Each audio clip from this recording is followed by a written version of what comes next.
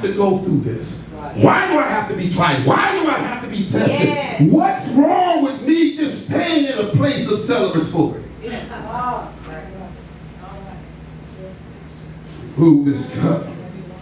Remove this cup from me. Yes. I've laid hands on the sick.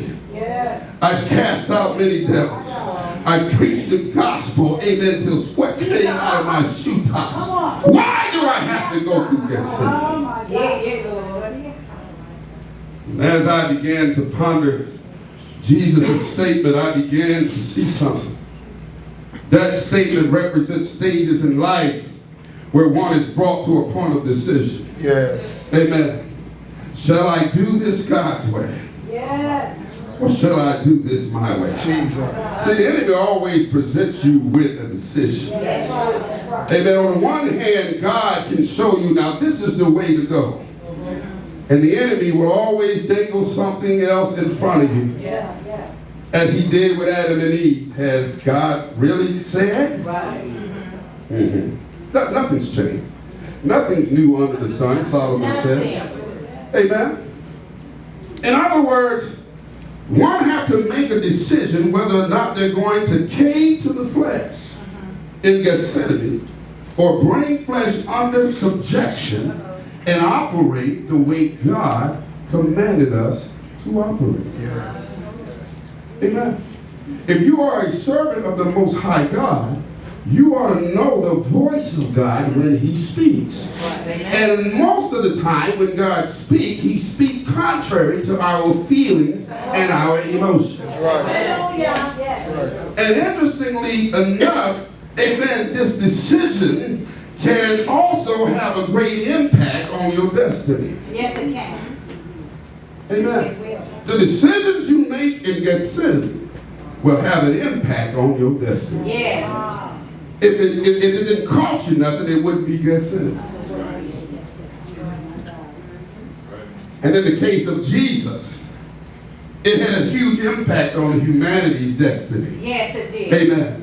Hence, your decision in Gethsemane at times will affect more than you. There's people depending on the decisions that you make Yes. in Gethsemane. That's why it's important that you stay in tune with what God is saying and what he is speaking. Well, how did Jesus handle Gethsemane? Let's look at it from another testimonial. Let's look at Dr. Luke. Dr. Luke records in Luke chapter 22, verse 44. And in Luke chapter 22, verse 44, he says, and being in agony, what did he do? He prayed more earnestly. Yes. And his sweat was as it were great drops of blood falling to the ground. This was so heavy. Medical science says this condition is a condition called hematidrosis or hematidrosis, which where sweat comes out of the pores, amen, as though it was blood. Blood vessels burst, amen, mixed with the sweat glands and come out on the pores. Because it's a rare occasion, but it happens. Amen.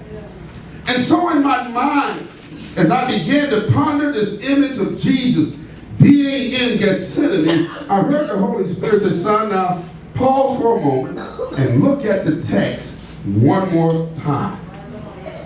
And as I did, I began to see another side of Gethsemane. Jesus said, Father, if thou be willing, remove this cup from me. But he didn't stop there. No, he didn't. He went on to say, nevertheless, not my will, but thy will be done. Transition. Hallelujah.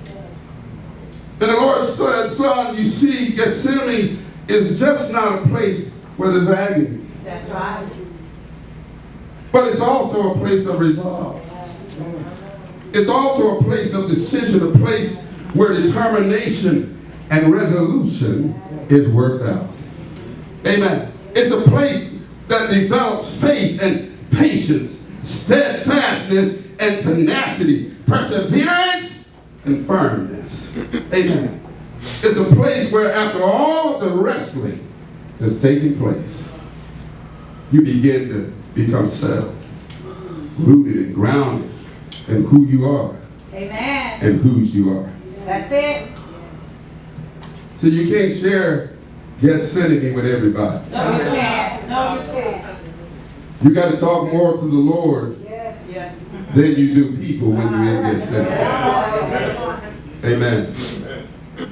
Once you have worked that out with God in Gethsemane. Now, Gethsemane can represent a number of things. It can represent marriage, relationships. It can represent relationship with people. It can represent your ministry. Whatever that might look like. As believers, we have to still, regardless as to what walk of life that we are experiencing, we have to hear what does the Spirit of the Lord, what He has to say concerning this situation. Don't ever let Gethsemane make you feel that you